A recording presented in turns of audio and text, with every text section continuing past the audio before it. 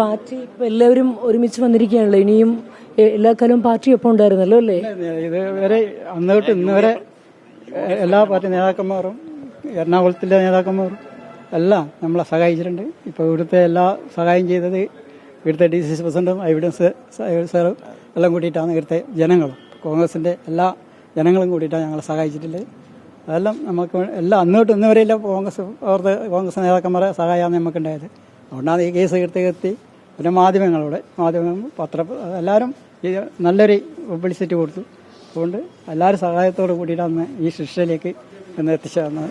Party ഇപ്പോൾ appeal പോകുന്നതാണല്ലോ പറയുന്നത്. Party ഇതിനും കൂടെ ഉണ്ടായിരിക്കും.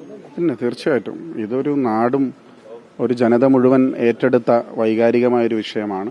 അതുകൊണ്ട് തന്നെ പാർട്ടി എക്കാലത്തും കൊടുത്ത വലിയ പിന്തുണ ഇനിയും തുടരും.